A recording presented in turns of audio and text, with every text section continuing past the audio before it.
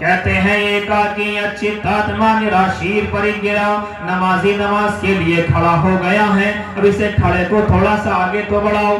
सबसे पहले खड़े हो गए, शुचो देश प्रतिष्ठाप्य स्थिर मातमानम, खड़ा होना है सीधा, किस जानी खड़ा होना है? लिखा है श्रीमद् भागवत गीता के अंदर पवित्र देश की तरफ खड़ा होना है। इसकी व्याख्या वजाहत में लिखा है, जिसको हम काबा कहते हैं, पवित्र मक्का जिसे हम लोग बोलते हैं, उसकी तरफ रुक करके खड़ा हो जाए, बात सही है। कहते हैं उसके बाद में जो आपको पढ़ना है पढ़ो, इसमें तो मोटी मोटी बातें आएंगी। अगर आप पढ़ना चाहते हो तो पढ़ो, पहले सना पढ़ लो और बिस्मिल्लाह पढ़ लो, उसके बाद कुरान करीम पढ़ो, सूरह फातिहा पढ़ो, अल्हम्दुलिल्लाह रब्बिल आलमीन, सारी की सारी तारीफात उसे अल्लाह के लिए है।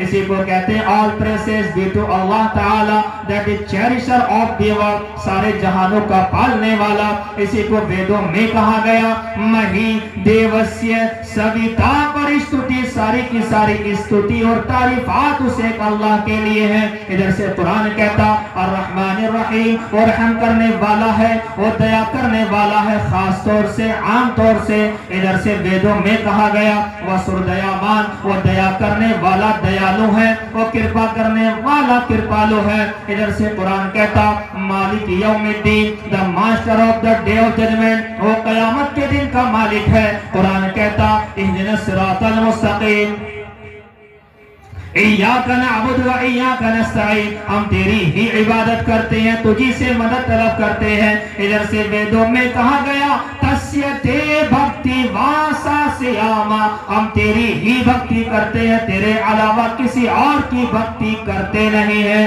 पूरी सूरह फातिहा पढ़ लीजिए, बात लंबी हो जाएगी। उसके बाद में सूरत मिला लीजिए, सूरत मिलाने के बाद में अगली एक्टिविटी क्या है? एक तो खड़े हो गई, दूसरे रुकू का नंबर आया। रुकू देखें गीता में किस अंदाज में लिखा है, नात्युचितम नाति नीचम चैला जिनको शोत्रम, न ज्यादा ऊंचा न ज्यादा नीचा, बल्कि दरमियान का आसन करने वाला बन जा। ये दरमियान में रुकू बनता है, न ज्यादा ऊंचा है न ज्यादा नीचा है, बल्कि बीच का है। इसी को कहते हैं रुको। आगे बढ़ते चले जाइए। समम काय श्रोग्रीवम धार्यत्र चलम संप्रेष्य नासिकाग्र स्वं दिश्यचावलोकयन, इसकी वजाहत में लिखा है। इसके बाद में साष्टांग करना है। ये साष्टांग क्या चीज है? इसको हम सजदा कहते हैं। सजदा लफ्ज है साष्टांग, संधि विच्छेद कर दीजिए इसका। साष्टांग 3 लफ्जों से मिलकर के बना है। सह अष्ट अंग, सह माने 7, अष्ट माने 8, अंग तो आप जानते ही हैं इंसान के जिस्म के हिस्से। 8 जिस्म के हिस्से जिस इबादत में मुलव्विस होते हैं, इस्तेमाल होते हैं, वो साष्टांग होता है। मुझे बताओ, आप सजदा करते हैं, दोनों घुटने हो गए, दोनों पैर हो गए, दोनों हाथ हो गए, कितने हो गए? मेरे यहाँ तो 6 होते, 2 2 2 6 यहाँ आपके यहाँ। अब देखें, 7वां नाक लगती है सजदे के अंदर और 8वां माथा लगता है। साष्टांग, पूर्ण साष्टांग यही है। इसके अलावा इबादत की कोई एक शक्ल ऐसी नहीं है जिसके अंदर 8 अंग जमीन पर इस तरीके से मिलते हो।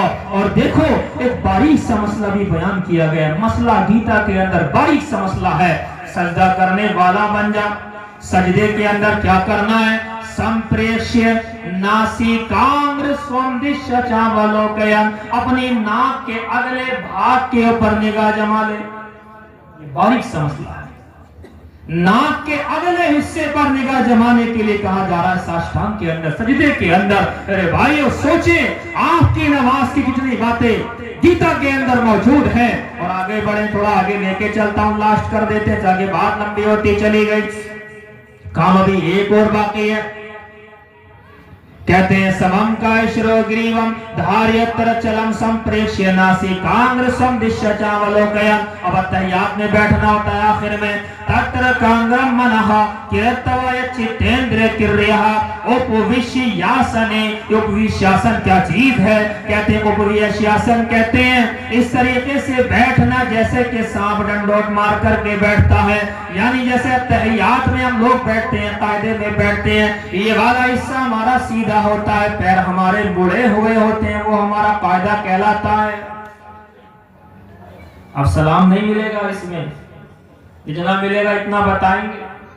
सलाम तो अपने आप ही फेर लेना।